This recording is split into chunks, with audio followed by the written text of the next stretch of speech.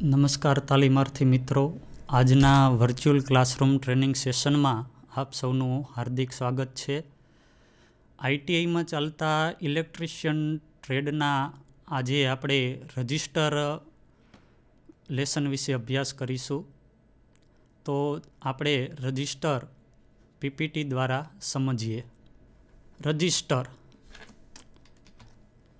Electrical અને electronic ક્ષેત્રમાં ઉપયોગી કમ્પોનન્ટને આપણે બે ભાગમાં વહેંચવામાં આવે છે. એક કમ્પોનન્ટ કે જેને એક્ટિવ કમ્પોનન્ટ કહેવામાં આવે છે અને સેકન્ડ કે જેને પેસિવ કમ્પોનન્ટ કહેવામાં આવે છે. તો સૌપ્રથમ એક્ટિવ કમ્પોનન્ટ કે એક્ટિવ કમ્પોનન્ટ કોને કહેવામાં આવે છે તે આપણે સમજીએ. તો કે જે કમ્પોનન્ટને આપણે સર્કિટમાં જોડવામાં આવે અને જ્યારે વીજ દબાણ એટલે કે વોલ્ટેજ આપવામાં આવે ત્યારે તે ઓહમ કે કિર્ચોફ વગેરેના નિયમોનું પાલન ન કરતા હોય આવા કમ્પોનન્ટને એક્ટિવ કમ્પોનન્ટ કહેવામાં આવે છે. જેમ કે diode, triode, transistor, SCR, LED, LDR એટલે કે લાઇટ ડિપેન્ડન્ટ રજિસ્ટર વગેરે ઇલેક્ટ્રોનિક્સ કમ્પોનન્ટ એક્ટિવ કમ્પોનન્ટના ઉદાહરણ છે. સેકન્ડ છે પેસિવ કમ્પોનન્ટ. પેસિવ કમ્પોનન્ટ કોને કહેવામાં આવે છે કે તે જે કમ્પોનન્ટને સર્કિટમાં જોડી વીજ દબાણ આપતા તે ઓહમ, કિર્ચોફ વગેરે નિયમોનું પાલન કરે તે કમ્પોનન્ટને પેસિવ કમ્પોનન્ટ કહેવામાં આવે છે. દાખલા તરીકે રજિસ્ટર, ઇન્ડક્ટર, ટ્રાન્સફોર્મર, કેપેસિટર વગેરે ઇલેક્ટ્રિક કમ્પોનન્ટ છે એ પેસિવ કમ્પોનન્ટના ઉદાહરણ છે.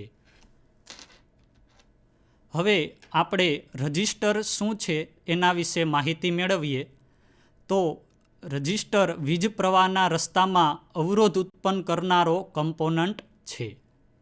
વ્યાપક અર્થમાં જે વસ્તુ વિદ્યુતના વહનમાં અવરોધ ઉત્પન્ન કરે તેને રજિસ્ટર કહેવામાં આવે છે.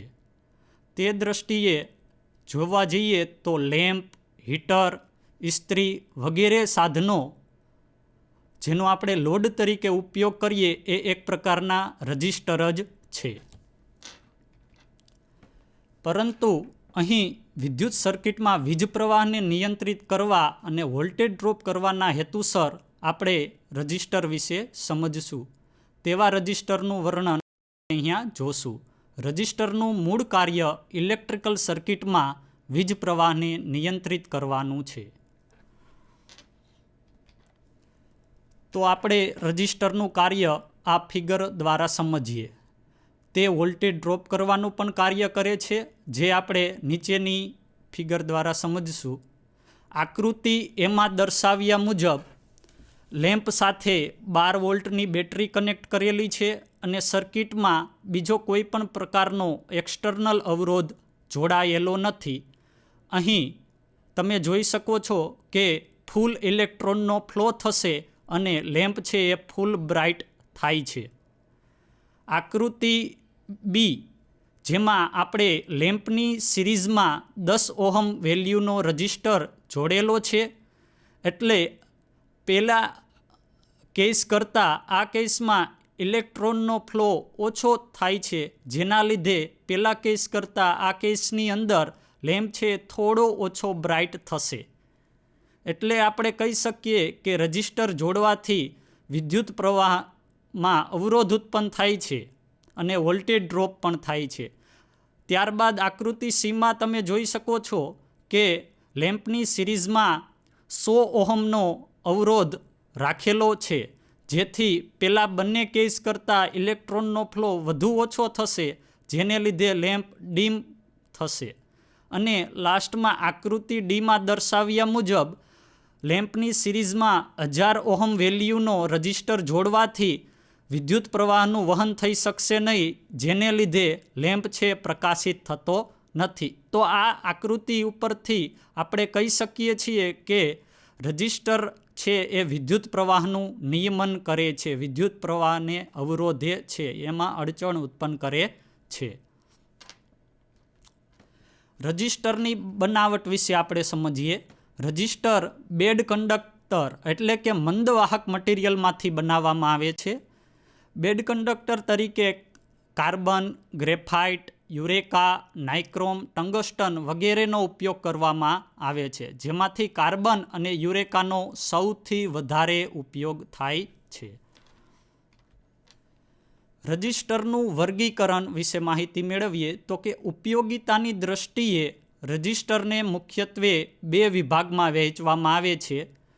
પ્રથમ fix value register, second variable value register. આ બંને વર્ગીકરણ આપણે રજિસ્ટરની ઉપયોગિતાના દ્રષ્ટિએ પાડેલા છે.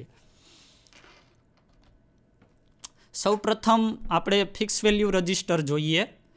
જે રજિસ્ટરની વેલ્યુમાં ફેરફાર કરી શકાતો નથી તેવા રજિસ્ટરને ફિક્સ વેલ્યુ રજિસ્ટર કહેવામાં આવે છે.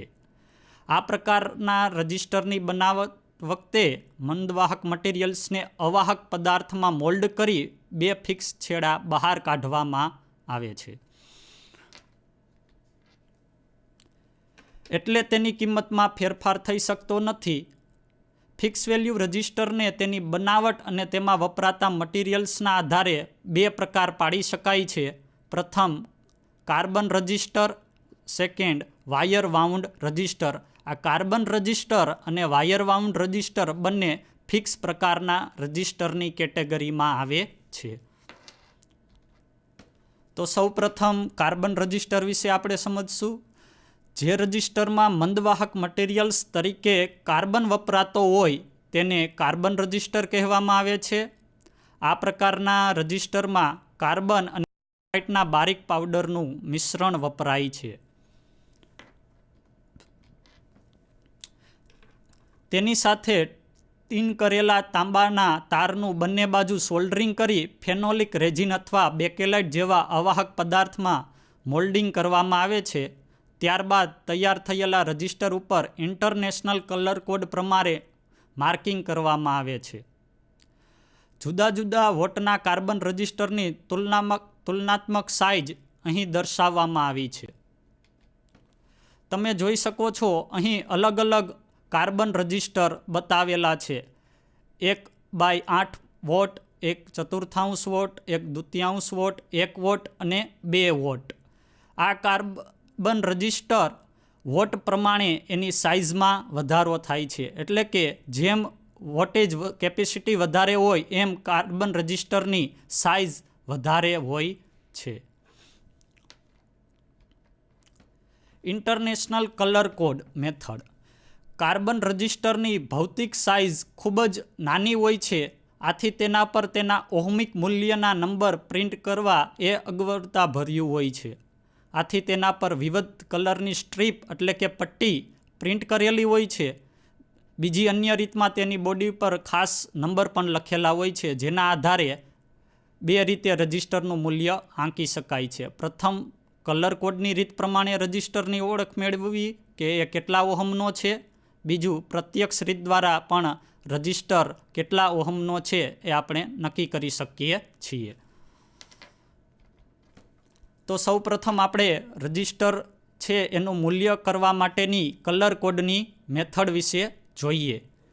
ઇન્ટરનેશનલ સ્ટાન્ડર્ડ મુજબ રજિસ્ટરનું ઓહમિક મૂલ્ય શોધવા માટે કલર કોડ ચાર્ટ પ્રમાણિત કરવામાં આવ્યું છે. આ ચાર્ટ સમગ્ર વિશ્વમાં માન્યતા પ્રાપ્ત છે, જે આ મુજબ છે. અહીં આપણે આપેલ રજિસ્ટરનું મૂલ્ય આ ઇન્ટરનેશનલ સ્ટાન્ડર્ડ ચાર્ટ મુજબ ફાઇન્ડ આઉટ કરીશું. તમે જોઈ શકો છો કે અહીંયા જે કાર્બન રજિસ્ટર દર્શાવવામાં આવેલ છે તેના પર અલગ અલગ કલરની સ્ટ્રીપ લાગેલી છે. પ્રથમ સ્ટ્રીપ તમે જોશો રેડ કલર, સેકન્ડ સ્ટ્રીપ તમે જોશો બ્રાઉન કલર, થર્ડ સ્ટ્રીપ તમે જોશો યલો કલર અને ફોર્થ સ્ટ્રીપ તમે જોઈ શકો છો કે જે ગોલ્ડ કલરની છે. આ જે ફોર્થ સ્ટ્રીપ છે ગોલ્ડ કલરની એ ટોલરન્સ માટે વપરાય છે. બરાબર. તો આ ટેબલ પરથી આ રજિસ્ટરનું મૂલ્ય કેટલું છે એ આપણે ફાઇન્ડ આઉટ કરવું હોય તો ટેબલનો યુઝ કરી અને જોઈએ કે આ રજિસ્ટર કેટલા ઓહમનો છે. તો સૌ પ્રથમ સ્ટ્રીપ માટે પ્રથમ બેન્ડ રેડ કલરનો છે તો ટેબલ પરથી તમે જોઈ શકો છો કે ફર્સ્ટ બેન્ડ વેલ્યુ એમાં રેડ કલર માટે 2 આંક લખેલો છે. તો અહીં રેડ કલર માટે આપણે 2 આ રીતે રાઇટ કરશું. ત્યારબાદ સેકન્ડ બેન્ડ ઉપર બ્રાઉન કલર છે તો ટેબલના સેકન્ડ કોલમ સેકન્ડ બેન્ડ પરથી બ્રાઉન કલર માટે 1 આંક સિલેક્ટ કરવામાં આવે છે, એટલે સેકન્ડ આંક આપણો થઈ જશે 1. ત્યારબાદ થર્ડ કલર છે એ યલો કલર જે મલ્ટીપ્લાયરનો કલર છે તો ટેબલમાં મલ્ટીપ્લાયર પરથી આપણે યલો કલર માટેનો મલ્ટીપ્લાયર 10,000 ટેબલ પરથી આપણે જોઈ શકીએ છીએ. તો 2 મલ્ટીપ્લાય બાય 10,000 મીન્સ કે 21,000 એટલે કે 21,000 ઓહમ, જેને આપણે 21 કિલો ઓહમ પણ કહી શકીએ છીએ. અને જે આ ગોલ્ડ ફોર્થ બેન્ડ છે એના પરથી આપેલ કાર્બન રજિસ્ટરનું ટોલરન્સ નક્કી કરવામાં આવે છે. તો ગોલ્ડ કલર માટે આપણે ટોલરન્સનું કોલમ જોઈએ તો ગોલ્ડ કલર માટે ટોલરન્સ ±5% છે. તો ફાઇનલ આપણે કહી શકીએ 1 મલ્ટીપ્લાય બાય 10,000 મીન્સ કે 21,000 એટલે કે 21 કિલો ઓહમ ±5%.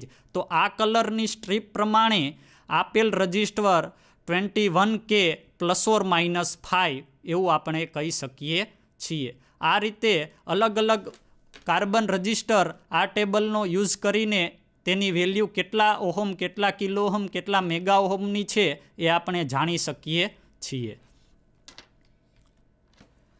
બીજી રીત છે રજિસ્ટરનું મૂલ્ય નક્કી કરવા માટેની પ્રત્યક્ષ રીત.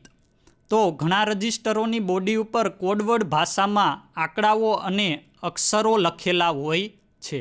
ખાસ કરીને 1/4 થી 2 વોટ સુધીના રજિસ્ટર માટે આ પદ્ધતિ વપરાય છે, જેમાં પોઈન્ટના સ્થાને ખાસ અક્ષરો પ્રિન્ટ કરેલા હોય છે. તે અક્ષરોનો ગુણક નક્કી કરેલો હોય છે, જેમ કે R = 1, K = 10⁻³ મીન્સ કે 1000, M = 10⁻6 વગેરે. તો ઉદાહરણ તરીકે આપણે જોઈએ કે જો રજિસ્ટર ઉપર 2R2 એ રીતે પ્રિન્ટ થયેલું હોય તો આપણે આપેલ રજિસ્ટર 2.2 ઓહમનો છે એવું કહી શકીએ છીએ. જો 1R3 એ રીતે પ્રિન્ટ થયેલું હોય તો આપેલ રજિસ્ટર 1.3 ઓહમનો છે એવું કહી શકાય. 2K8 લખેલું હોય જ્યારે રજિસ્ટર ઉપર તો તે રજિસ્ટર 2.8K એટલે કે 2.8 કિલો ઓહમનો છે એવું કહી શકાય છે. જો રજિસ્ટરની બોડી પર M2 ટાઈપ થયેલ હોય તો 0.2 M એટલે કે 0.2 મેગા ઓહમનો રજિસ્ટર છે એવું કહેવાય છે.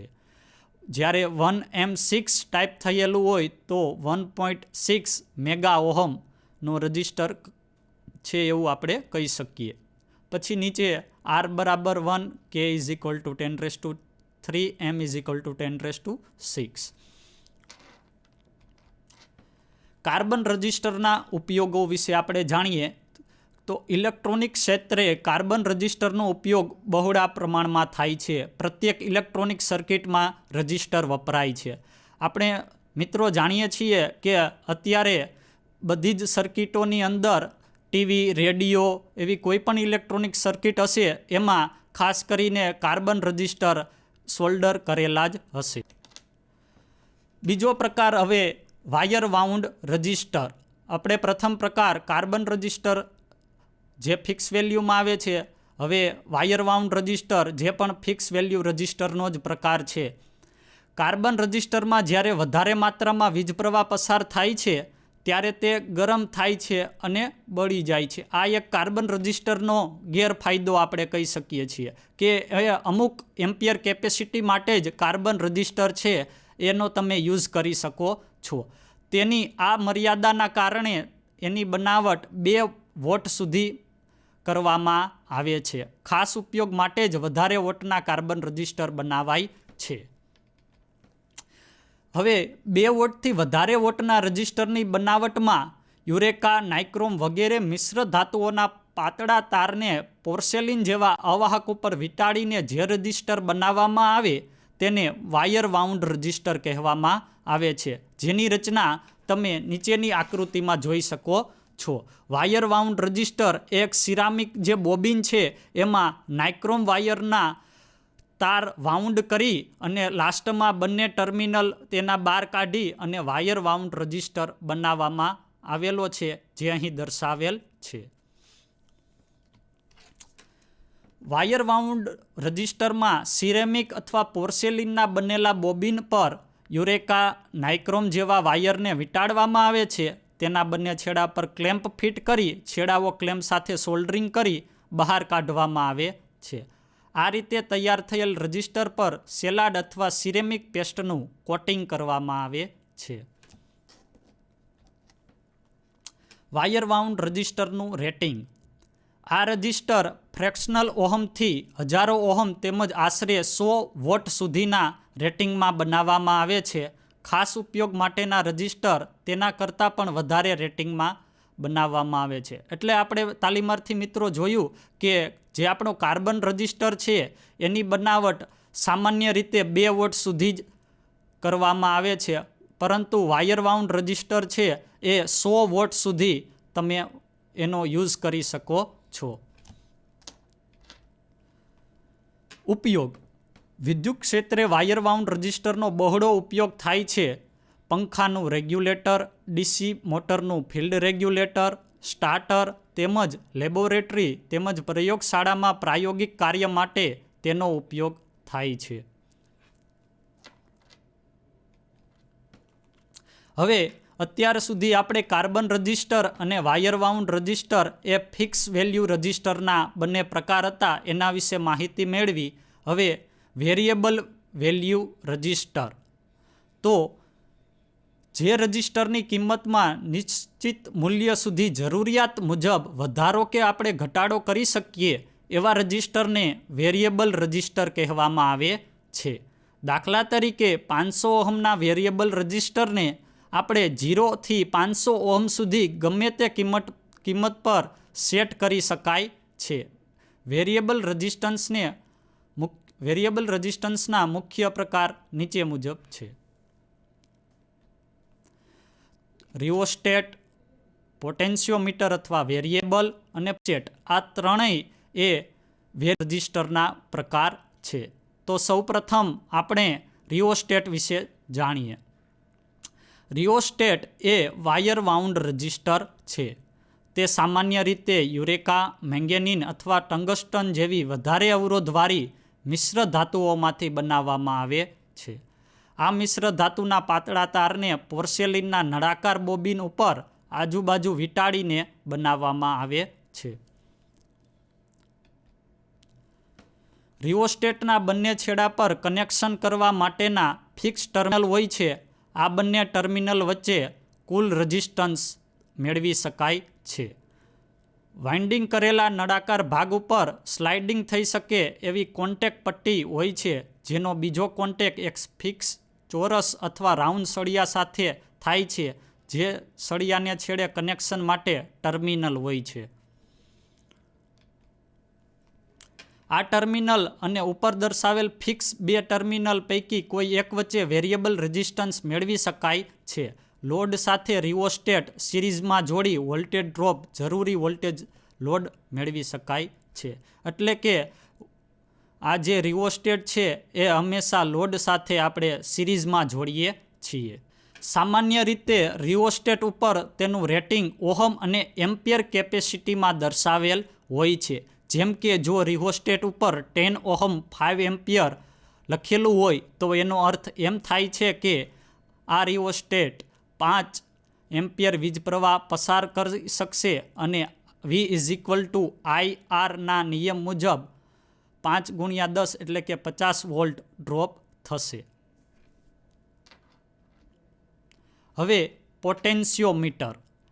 અહીં આકૃતિમાં પોટેન્શિયોમીટર જોઈ શકીએ છીએ. પોટેન્શિયોમીટરમાં સામાન્ય રીતે 3 ટર્મિનલ હોય છે, જેમાંથી 2 ટર્મિનલ ફિક્સ રેઝિસ્ટન્સ માટે હોય છે અને એક ટર્મિનલ હોય એ વેરિયેબલ રેઝિસ્ટન્સ માટે હોય છે. અહીં આકૃતિમાં A, B અને C 3 ટર્મિનલ દર્શાવેલ છે, જે પૈકી A અને C ટર્મિનલ વચ્ચે હંમેશા આપણને ફિક્સ રેઝિસ્ટન્સ એટલે કે ફિક્સ અવરોધ મળે છે.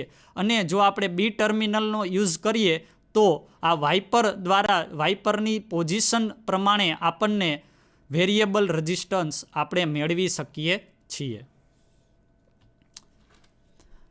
તે સામાન્ય રીતે વાયર વાઉન્ડ રેઝિસ્ટર જ છે.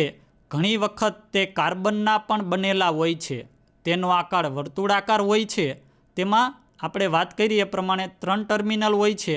છેડા પરના 2 ટર્મિનલ A અને C ફિક્સ રેઝિસ્ટન્સ માટે અને છેડાના 2 પૈકી એક વચ્ચેનો ટર્મિનલ B વેરિયેબલ રેઝિસ્ટન્સ માટે ઉપયોગમાં લઈ શકાય છે. વચ્ચેના ટર્મિનલ વાળો વેરિયેબલ ભાગ મેકેનિકલી એવી રીતે લગાડેલો હોય છે કે જેથી વર્તુળાકાર ભાગ પર કોન્ટેક્ટમાં રહી શકે. સામાન્ય રીતે પોટેન્શિયોમીટર ઓછા વોલ્ટેજના અને ઉચ્ચ રેઝિસ્ટન્સ વેલ્યુ ધરાવતા હોય છે. પોટેન્શિયોમીટરના રેટિંગ જેવા કે 10 watt, 800 ohm, 1000 watt, 100 watt, 2 kilo ohm વગેરે પોટેન્શિયોમીટરના રેટિંગ છે. પ્રીસેટ એ ઉચ્ચ મૂલ્યના રેઝિસ્ટન્સ મેળવવા માટે ખાસ બનાવવામાં આવે છે, જે ખાસ કરીને ઇલેક્ટ્રોનિક ક્ષેત્રે વપરાય છે અને તેનો આકાર જનરલી ગોળાકારમાં હોય છે.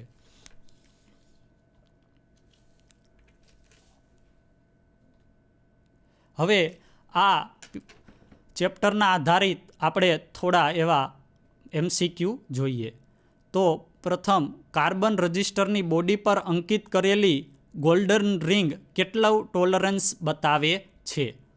તો આપણને ટેબલ મુજબ ખ્યાલ આવશે કે જો ટોલરન્સમાં ગોલ્ડ કલરની રિંગ હોય તો એ ±5% એ આપેલ રજિસ્ટરમાં ટોલરન્સ છે એવું આપણે કહી શકીએ છીએ.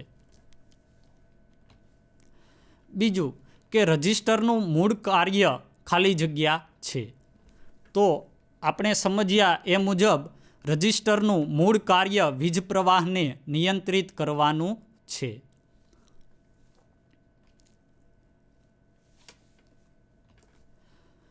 હવે રજિસ્ટર કયા મટીરિયલમાંથી બનાવવામાં આવે છે? તો રજિસ્ટર છે એ બેડ કંડક્ટર એટલે કે મંદવાહક મટીરિયલમાંથી બનાવવામાં આવે છે. નેક્સ્ટ, એક રજિસ્ટર પર 2K8 પ્રિન્ટ થયેલ છે. તો 2K8 એટલે ખાલી જગ્યા. એટલે કે 2K8નો મિનિંગ શું થાય? તો 2K8 એટલે 2.8 કિલો ઓહમ.